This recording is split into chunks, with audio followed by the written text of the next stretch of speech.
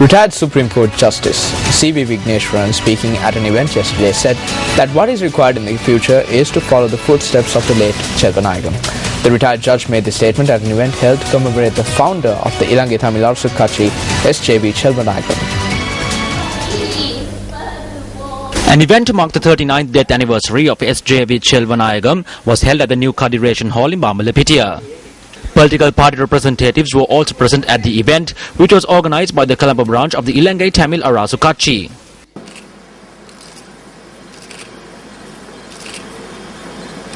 தந்தை செல்வா ஒருபோதும் பயங்கரவாதத்தை ஆதரிக்கவில்லை. Chelvanayagam never approved terrorism. He was openly against it. He was always of the view that solutions to issues should be reached via discussions. The armed struggle began after his passing.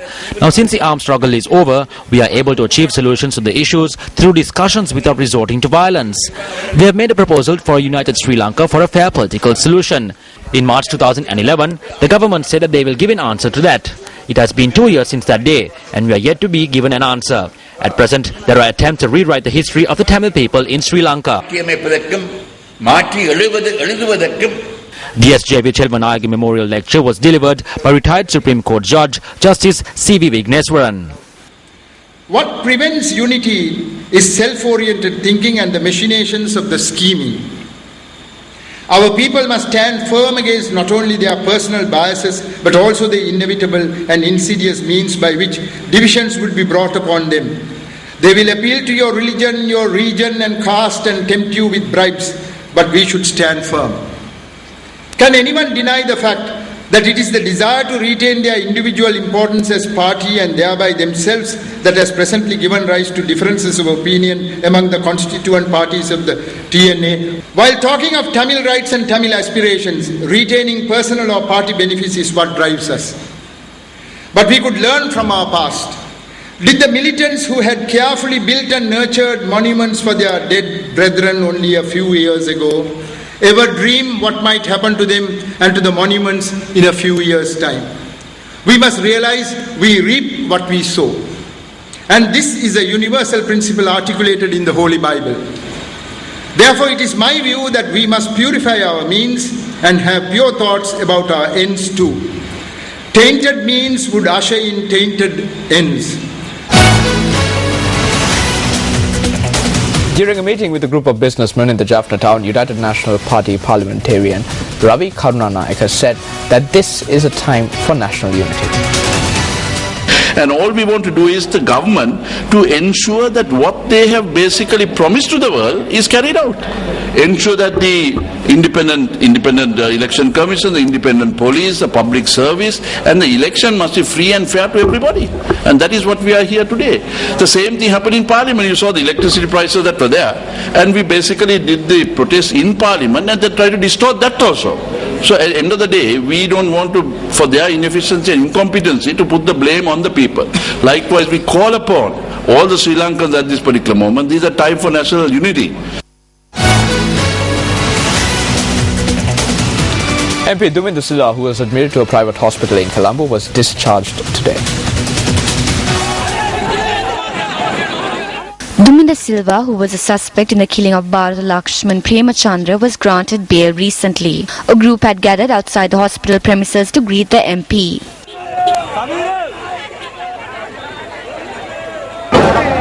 Buns and milk packets were given to those who were present.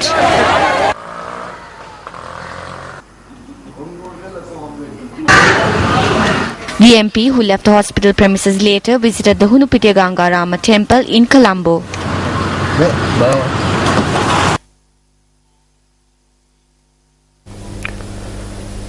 Meanwhile, convening a media briefing today, Hirunika Premachandra expressed the following views on Dumindu Silva being discharged from hospital.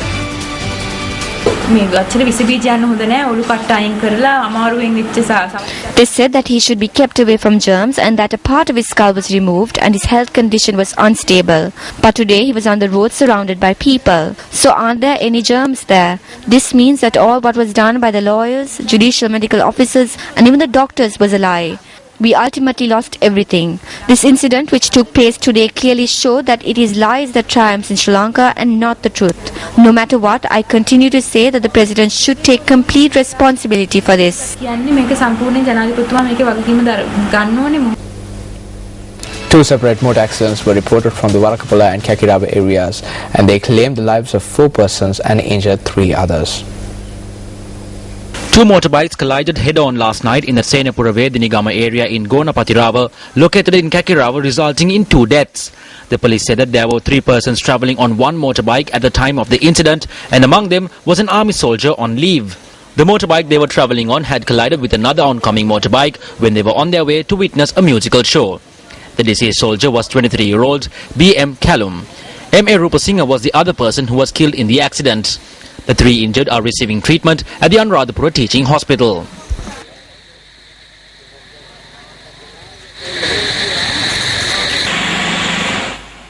Another 2 persons were killed in a motor accident that took place in the Nangalla area in Varakapola. A pickup travelling from Colombo to Kurunagala had collided onto an oncoming motorbike. The 2 persons who were travelling on the motorbike succumbed to their injuries upon admission to hospital. The deceased were 26-year-old Tilak Sunimal and 30-year-old Manjula Disanayaka. The driver of the pickup is in police custody.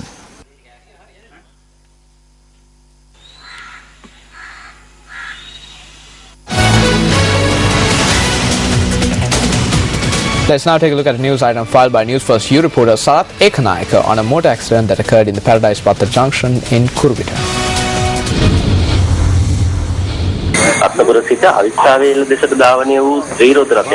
An individual died in a collision with a 3-wheeler travelling from Ratnapura to Gaul and a bus flying from Colombo to Ambalipitia. 2 persons sustained injuries and were admitted to the Ratnapura General Hospital. U reporter වෙනුවෙන් පුරුවිට වසන්ත Ekanayake. 8 killed and 19 injured in motor accidents this week alone. Today, 4 killed in 2 separate motor accidents in Varakapola and Kakirava. Are motor accidents reported on a daily basis due to the negligence of drivers or because the law is not properly enforced? Deputy Speaker of Parliament Chandayam Veerakodi attended the New Year festival in Habaradhuwa Hall today. The Deputy Speaker expressed these views following.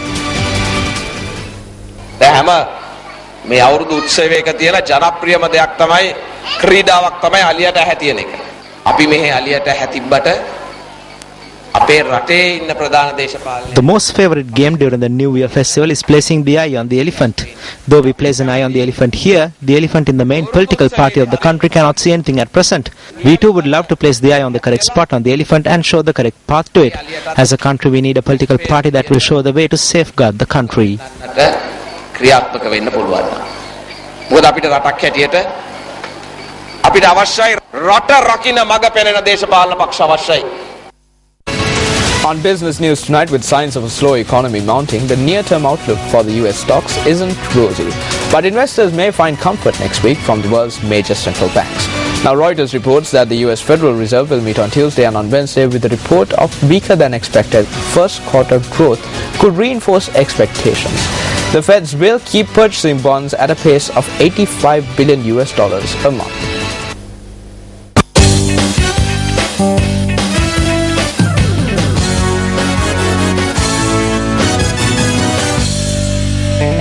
On to sports news now. The 2-day practice match held to select the Sri Lankan A cricket team for the tour of the West Indies ended in a draw today. The sides were captained by Janaka Gunaratne and Sachitra Serasinghe, and the match was played at the R. Premadasa Stadium in Colombo. The team led by Sachitra Serasinghe posted 198 runs all out in 51.2 overs. In reply, the team led by Janaka Gunaratne scored 276 runs all out in their first essay. Janaka Gunaratne, Madhav Varnapura and Ashan Priyanjan scored half centuries, while Lahiru Gamage bagged 3 wickets for 48 runs.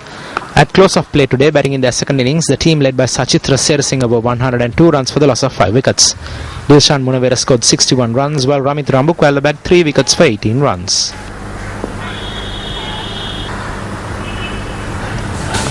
According to the NDTV, the Indian Premier League Governing Council has shifted the first two playoff matches out of Chennai in order to allow respective teams with Sri Lankan players freedom to choose their best playing 11. The qualifier and eliminator matches will now take place at the Ferozshah Kotra Stadium in Delhi. The Tamil Nadu government had barred Sri Lankan players or match officials to play or officiate in Chennai in the wake of anti-Sinhalese sentiments prevailing in the state. The Governing Council had then decided to go ahead with the matches in Chepak, but without Sri Lankan players. In other sports news, the 18th Taekwondo Championship organized by the Sri Lanka Taekwondo Association was held at the Town Hall in Wattala this evening. The championship was organized after a lapse of 16 years under the auspices of Dr. Cyril Anthony. Member of Parliament of Kampaha District, Joseph Michael Pereira, was the chief guest at the occasion. The event was contested under two categories, namely sparring and pattern competition. Aaron Rajratnam won the senior men's sparring championship with a record of 3 wins and no losses. Mayur Fernando was placed first in the senior men's pattern event.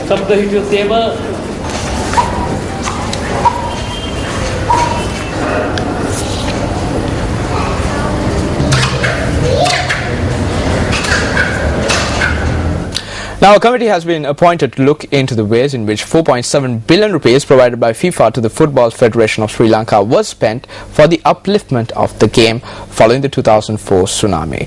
Now, this was revealed at a media briefing held at the Football Federation of Sri Lanka headquarters in Colombo.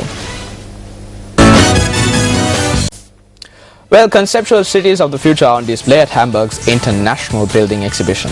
For 6 years, architects and engineers there have been developing concepts for sustainable urban environments and inviting the public to join in. Now the project has reached its final presentation year, and its organizers have unveiled a series of smart material houses buildings that use new intelligent materials in their design. We'll leave you with these visuals. For the News First team, I'm Ramesh Bandara. Good night.